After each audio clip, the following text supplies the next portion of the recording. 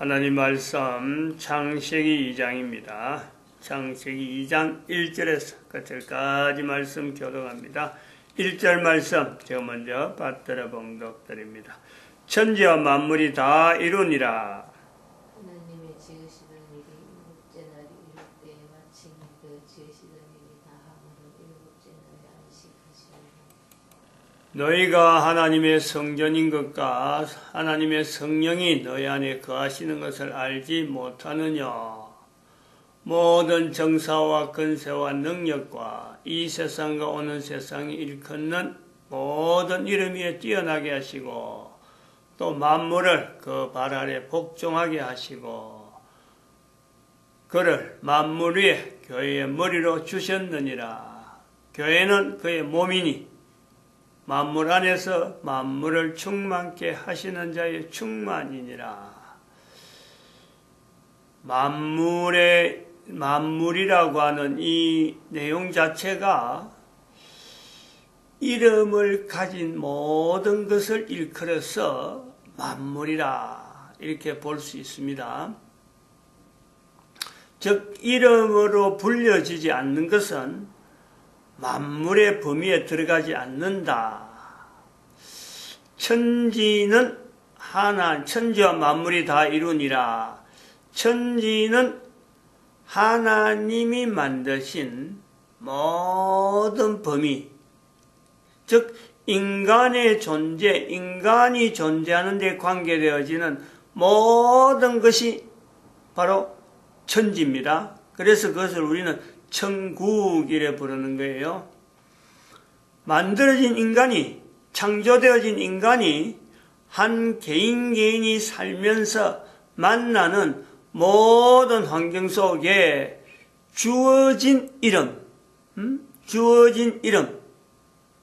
하나님이 만드신 것들 중에서 한 개인이 살아가면서 주어진 이름, 개인이 이름 부른 것도 있고 위에서부터 내려오는 게 있대. 그 주어진 이름, 또 그 개인이 이름을 부르는 거죠. 그래서 그 모든 것에서 만물 열어내는 거죠. 사람들 한 사람 한 사람 다 모아서 모든 사람들이 부르는 그 만물의 이름을 가진 만물의 범위를 우리는 천지와 만물 하는 그 만물에 우리가 이해할 수 있다. 그러면은 우리가 이거 볼 수 있습니다. 천지라고 할 때는 인간이라는 존재에 필요한 모든 것, 즉 인간의 존재입니다. 인간의 존재. 그럼 천지라고 하는 그 범위는 하나님이 만드신 그 내용에 그 인간과 관계된 것은 모든 것이 인간의 존재를 위한 거다. 인간의 존재 때문에 인간을 존재케 하기 위해서, 즉 존재에는 생명이 전제가 되는 거죠. 생명이 전제가 되는 거죠. 존재. 인간의 존재에는 생명이 전제가 되어진다. 하나님께서 인간을 존재케 하기 위해서 천지를 만드셨다. 인간이 이 천지를 다 알 수가 없습니다. 그리고 어떤 것이 있는지조차 알지를 못하는 거예요. 단지 인간은 만물, 하나님이 만드신 천지 가운데 만물이라고 하는 그 범위, 내 개인이 느끼고 내 개인이 이름 부르고 지칭할 수 있는 그것을 전해서 내가 살아가는데, 각 사람이 다 환경이 다르므로 만물이라고 하는 이 범위는 또한 각 사람에게 주어진 것은 또 다 다를 수가 있고, 부르는 이름은 또 천태만상이다. 똑같은 것을 두고 불러도 사람이 주어지는 환경이 다르므로 각각 사람이 부르는 언어가 다르고 느낌이 다르고 전혀 다른 언어로서 또한 사용되어질 수 있는 이런 것이 만물이다. 그럼 이 만물에 인간에 의해서 만들어지는 또한 여러 가지가 있는 거죠. 주어진 하나님이 만드신 것에서 내려오는 만물에 이름이 주어진 만물이 있어요. 만물. 그 만물이 내가 살면서 또한 이름을 읽어주는, 개인의 독특한 환경 때문에 불러주는 환경에서 만물이 있는 거예요. 이름을 주어진다는 거죠. 그리고 또 하나는 인간이 만드는 거예요. 하나님에서 만들어진 천지가 있는가 하면은 인간에 의해서 만들어진 만물이 있다는 거예요. 인간에 의해서 만들어진 만물은, 이거는 절대적으로 우리가 봐야 되는 것은, 하나 분명하게 해야 되는 것은, 인간을 존재케 하는 생명이 전제가 되지 않는, 다시 말하면 생명이 전제로 되지 않는다는 것은 철저하게 인간의 파멸, 인간의 멸망, 인간이 기존에 가지고 있는 만물이나 넘어오는 만물, 또 넘어오는 천지하는 이 범위를요 철저하게 파괴시키는 거예요. 이 요소를 우리가 분명히 해야 돼요. 천지와 만물이 다 이루니라는 표현에서 우리는 천지와 만물을 구분하는, 천지는 뭐며 만물은 뭐다. 그래서 이 천지와 만물에서의 차이를 개인의 환경으로, 내가 현재 살고 있는 모든 인간들의 그 삶의 그 바탕은 천지를 통해서 환경은 주어지지만은 각 사람이 그 천지에 대해서 주어지는, 내려오는 이름에 대해서 받아들이기도 하고, 또 현재 자기가 깨달아가지고 이름을 붙여주는 이름이 있는가 하면은 그 이름들은 전체적으로 그렇게 넘어오고 하나님이 만드신 천지에 주어져서 내가 주어지는 이름은, 그거는 생명이 전제가 되어 있는 이름인데, 그런 이름이 나로 인해서 또한 새롭게 붙여지기도 하고 새롭게 나타나는 건데, 인간이 존재하면서 만드는 또 만물이 있단 말이에요. 이 만물은 같은 만물이라고 하는 범위 안에 들어있더라도 두 가지가 여기서 개인에 쓰는 만물 가운데서 이것이 충돌이 일어나요. 개인이 그 충돌이 일어나는 거예요. 그 충돌이 결국은 개인의 생명을 해치는, 개인의 생명뿐만 아니라 인류의 존재를 해치는 그 기능이 있다. 철저히 파괴.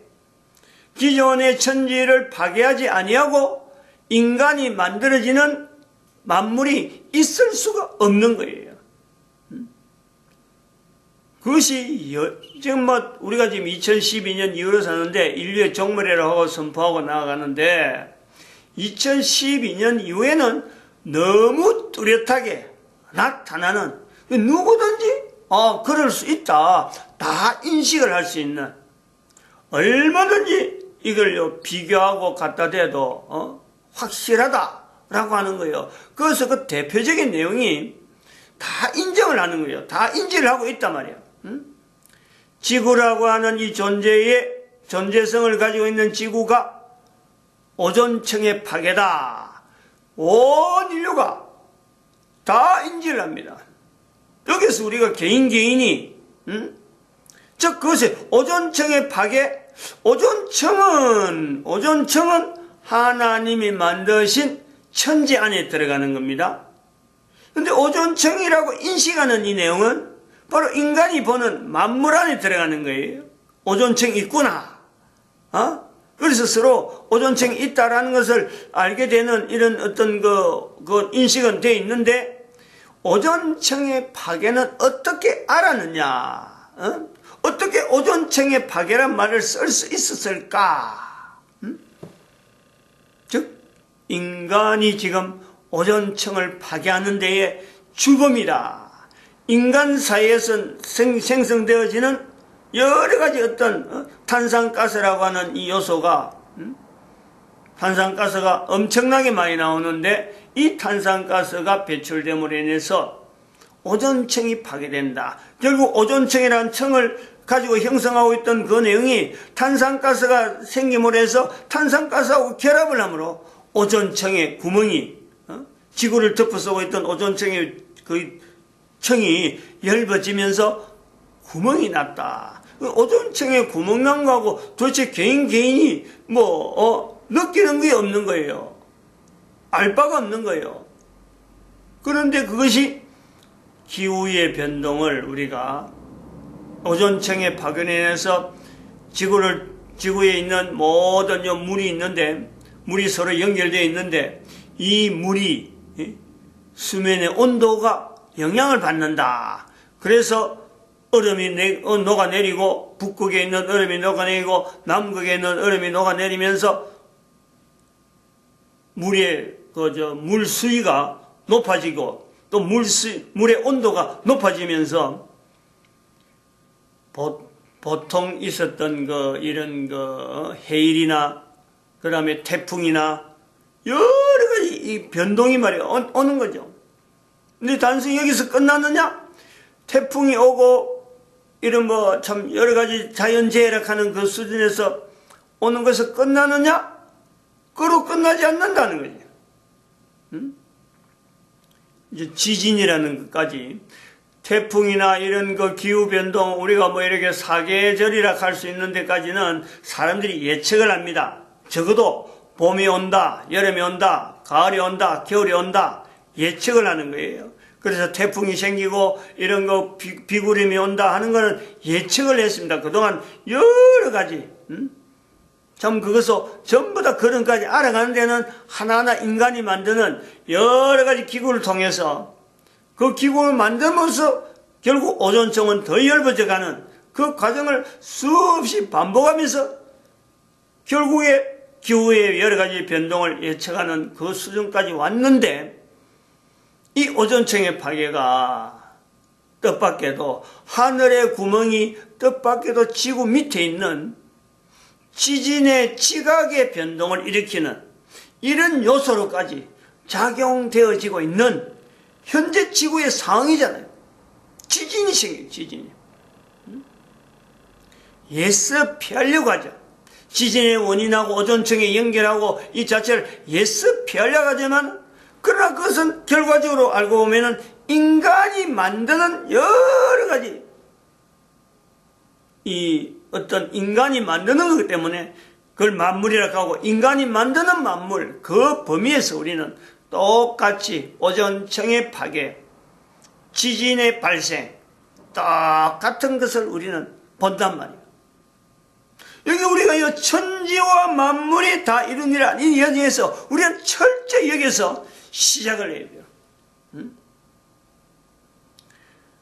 만물이라는 표현을 바벨론에 포로 갔던 에스라라는 학자에 의해서 주입이 되었을 거다, 추가되었을 거다 하는 요소를 우리가 분명히 보면서 만물이라는 내용을 왜 지었을까? 만물이라는 이 내용을 왜 표현을 하는 이 표현을 창세기 2장 1절에 삽입을 할 수밖에 없었을까? 에스라에 적어도 우리는 대표로 해서 에스라라는 사람을 우리가 대표로 해서 분명히 여기서는 우리가 그 의도를 나름대로의 엄청난 절박이라 하는 이 나름대로 상황 자체에 대한 어떤 위기의식, 이 분명한 위기의식을 느끼고 만물을 넣었다라는 것을 우리가 지난 시간에 우리가 몇몇 인식을 했단 말이에요.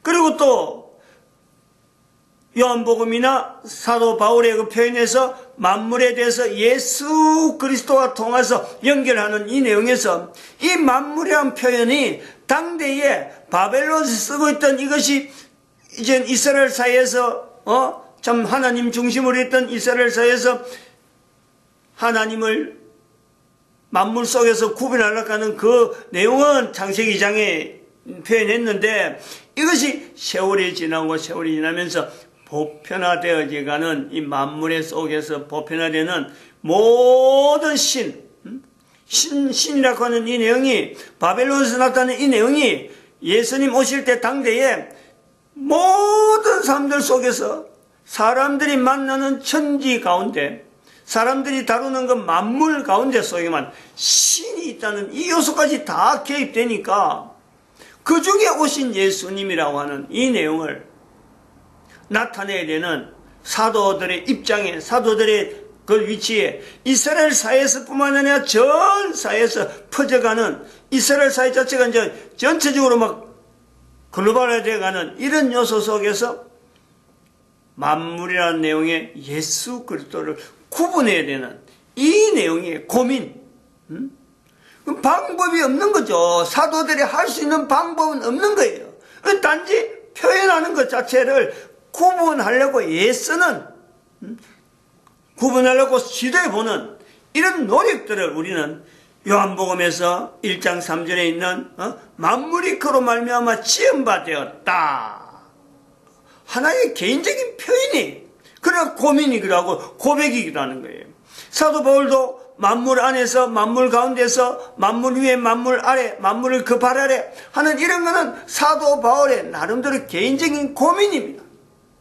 근데 이 고민이 에스라의 고민과 창세기 2장 1절에 있는 이 고민과 그 다음에 사도들의 고민과 오늘날 우리의 고민, 현재 우리의 고민, 만물이라고 하는 이 내용 자체를 천지와 만물을 구분하면서 이 만물을 또한 인간이 만드는 만물이라고 하는, 인간에 의해서 만들어지는 만물, 여기에서 우리가 다시 주입하면서 천지와 구분되어지는 만물, 천지는 생명이라고 하는 이 요소가 분명히 전제가 되어 있는 인간 존재에, 인간의 생명을 분명히 전제하고 있는 요소가 있다 그러면은 인간이 만드는 만물 가운데는 생명 자체를, 하나님이 만드신 만물 가운데 인간이 만드는 만물이 섞여가면서 생명이 존재되어지는 것을 주제로 하는 만물이 있는가 하면 생명 자체를 파괴시키는 만물,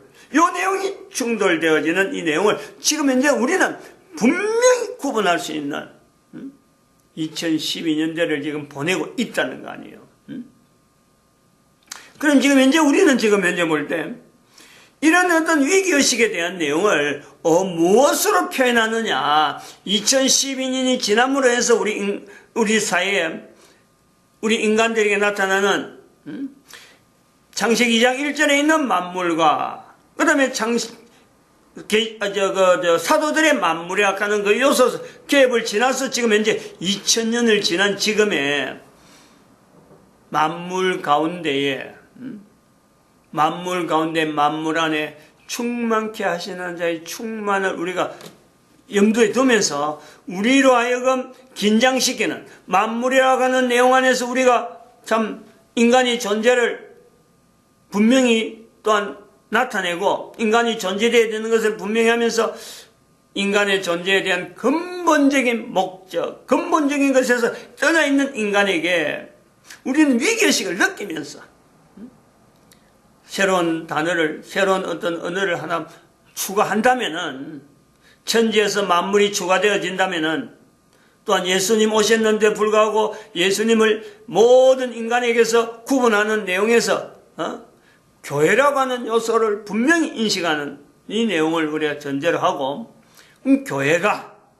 교회라는 위치에서 온 인류가 존재하는데 생명의 천지라는 요소를 두고 모든 인간이 생명을 지향해야 되는 요소인데 모든 인간들이 생명을 파괴하는 쪽으로 지금 지향하고 있는 이 내용에 대한 이 어떤 갈등, 만물 내에서 갈등되어지는 이 내용을 나타낼 수 있는 단어, 그것을 우리는 제품 인간의 등장이다 하는 것을 우리가 보여주는 거예요. 말하는 거예요, 지금.